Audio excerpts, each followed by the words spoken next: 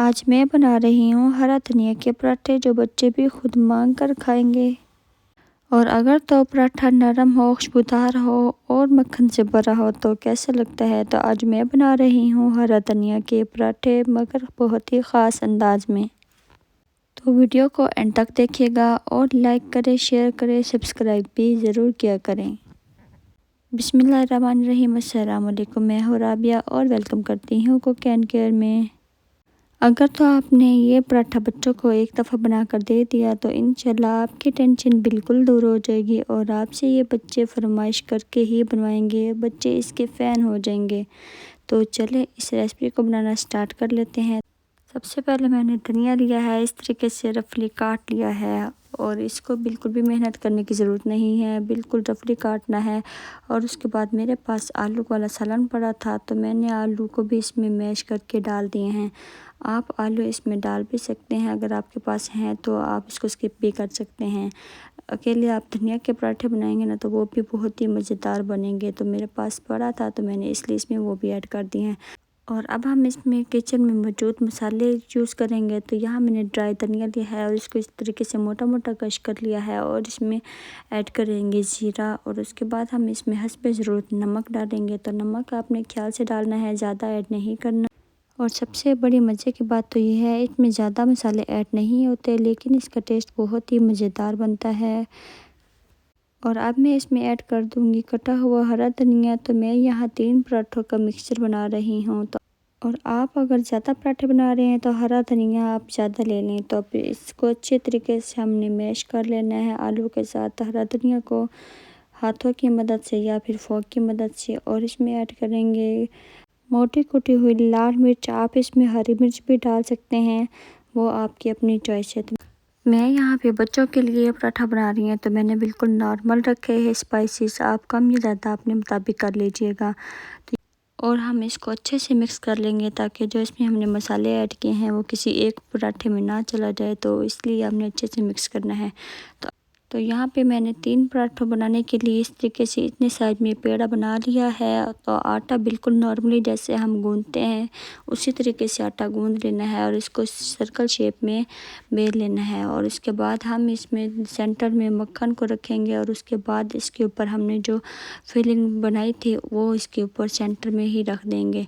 तो हमने सारा नहीं फैलाना, स्क्वायर शेप में इसको बनाएंगे। तो आपको मैं दिखा देती हूँ किस तरीके से बनाना है। बहुत ही आसान में इसका पेड़ा बन जाता है और ये बिल्कुल भी फिलिंग इसकी बाहर नहीं आएगी।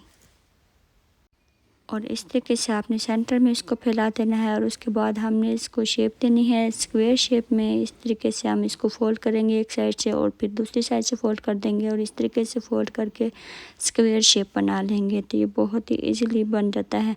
और तीनों पेड़ों को हमने इसी तरीके से स्क्वायर शेप में बना के रख देना है और उसके बाद हम रोटी को बेल लेंगे। तो बहुत ही आसानी से ये बेले जाते हैं और इनकी फिलिंग जो है बिल्कुल भी बाहर नहीं निकलेगी और बहुत ही मज़ेदार ये पराठे बनकर तैयार होंगे। और रोटी को बेलने के बाद हम इसके ऊपर लगा देंगे कटा हुआ हरा धनिया, इससे बहुत ही खूबसूरत लगता है पराठा।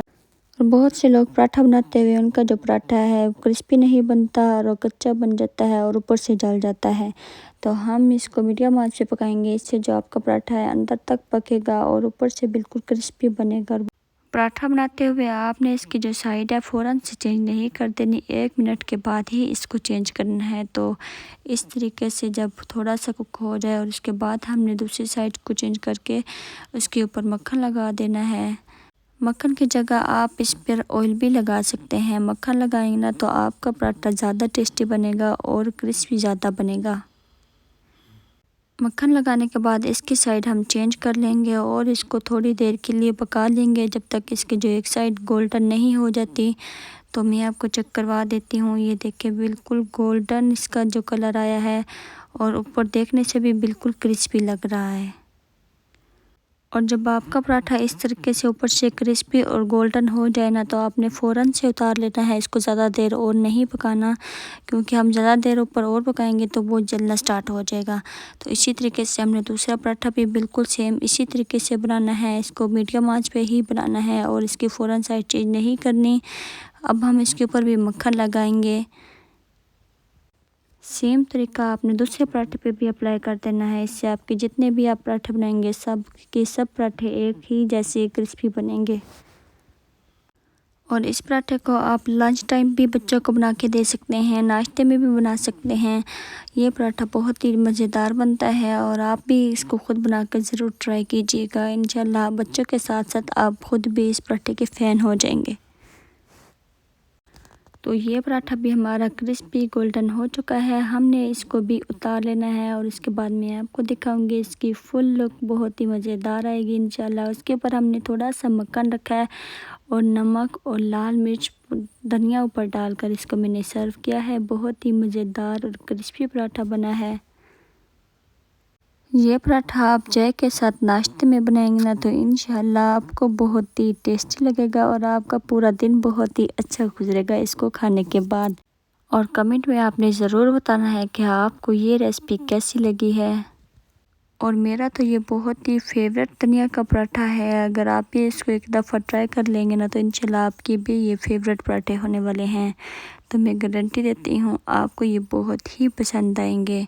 अगर आपको मेरी मज़ेदार सी छोटी सी वीडियो अच्छी लगी है तो आप इसको लाइक करें, शेयर करें और सब्सक्राइब ज़रूर करें। और अपना भी बहुत सारा ख्याल रखें।